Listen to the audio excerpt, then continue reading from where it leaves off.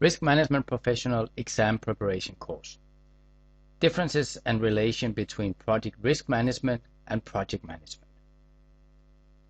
In this video, we will explain the differences and relations between project risk management and project management processes.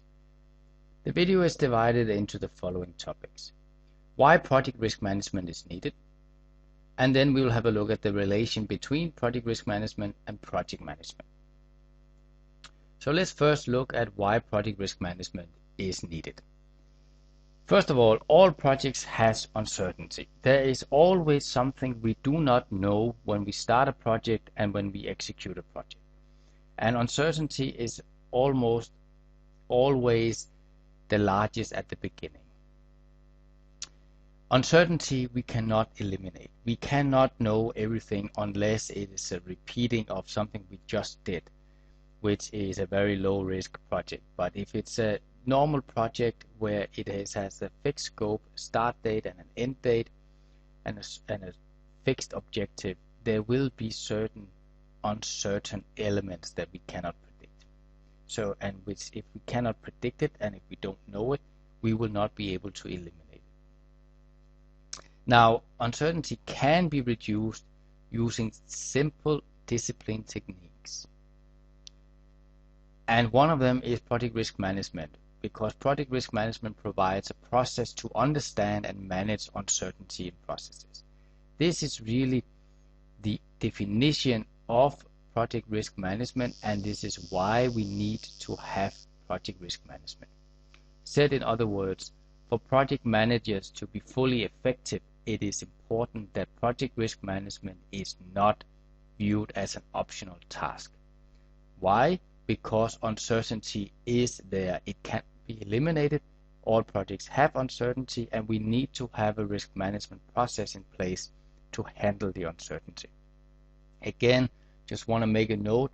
Remember, in the previous lesson, it is important that your project risk management process is aligned to your actual project. Don't try to do something very big and complicated if your projects are not. It has to be, the risk management process has to be aligned with the actual project that it's going to support. And how is it supporting it? It is supporting it by understanding and managing the uncertainty in your project. Now, with that, then let's look at the big question: what about project risk management and project management? Well, project risk management and project management cannot be done in isolation, and there is links between the two. And what the links are, let's have a look from the project risk management point of view.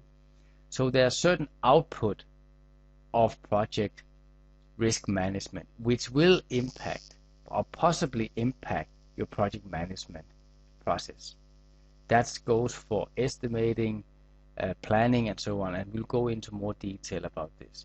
So key here is that output from project risk management impacts the project management processes. The other way, before you can even start project risk management, you will need certain information from the project management. And probably the arrow should be turned around, that this is really step number one, as the output from project management are prerequisites for project risk management processes. So once your project management process has been kicked off and you get through the project management life cycle, you will start your project risk management activities based on those input, and the output will go back to the project management. So let's have a little bit look about what it is that it is the link between them. So output from project management is important prerequisites for project risk management. We now understand that. So what are the outputs that is the most important? Well, this is not a complete list, but this is the most important one.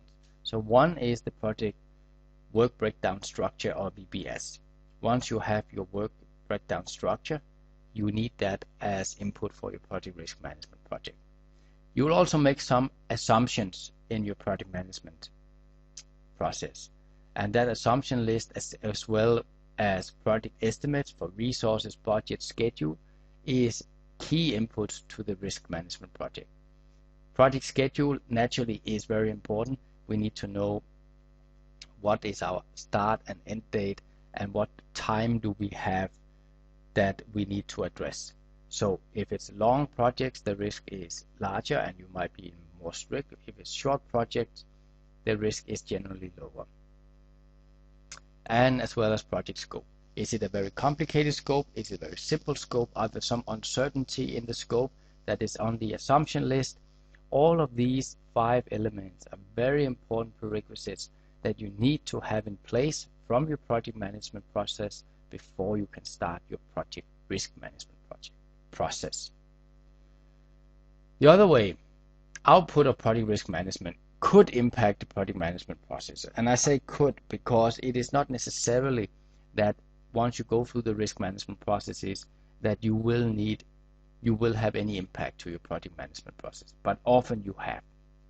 And you often have them in the areas of estimating, assessing, planning, allocation, and reporting.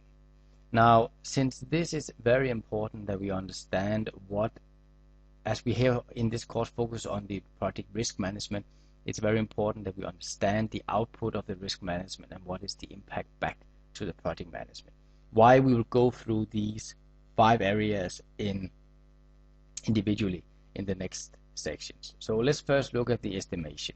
So the estimation process, once you've completed your risk management process or any task in the risk management process, you might need to go back and revise resource estimates, cost estimates, schedule duration, and effort estimates.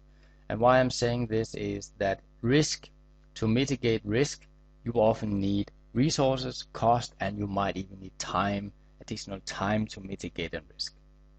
So this is very important that you go back, validate your project management estimates, that they are still okay and doable after you have done your risk management process.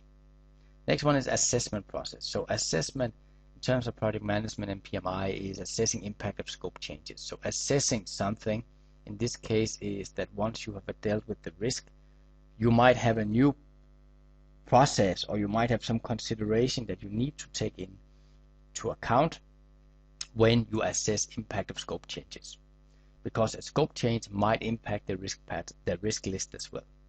So this is very linked together.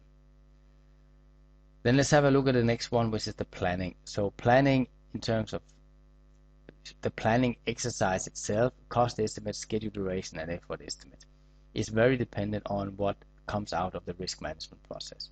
So the planning, how you do your planning, is very different if you have no risk to take into account or you have a long list of risk. So the planning process itself, as well as the cost estimate and the output of the planning, which is the schedule, duration, and effort estimates. So there is a link here as well. Allocation process. So allocation process is allocation of resources to task, allocation of budget, allocation of time.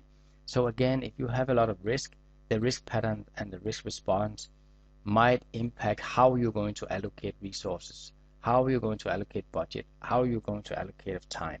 It might be constraints in allocation because the risk will take, to mitigate the risk, you might need a piece of your budget, as well as you might need resources and you might need some time. So it can be constraints, or it can be that you need to allocate it differently, more resources in one area that you initially anticipated. So the allocation process is also very dependent on what comes out of your risk management process. Finally, the reporting. So reporting progress to stakeholders, very important. We need to make sure in that reporting we also include our risk picture, our risk exposure, the actions we're going to take as a risk response. So reporting of progress to stakeholders are very important, that we get that updated as well to include the risk management outcome that we have just been through. So this was a drill down of the main areas for the output of the main areas where the project risk management output will impact or possibly impact your project management processes.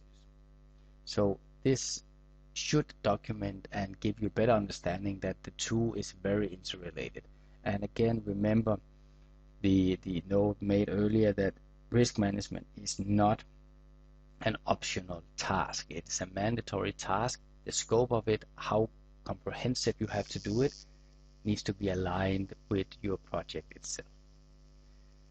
With that, let's just do a quick summary. So after completing this video, you should now have a good understanding of the differences and relations between project risk management and project management.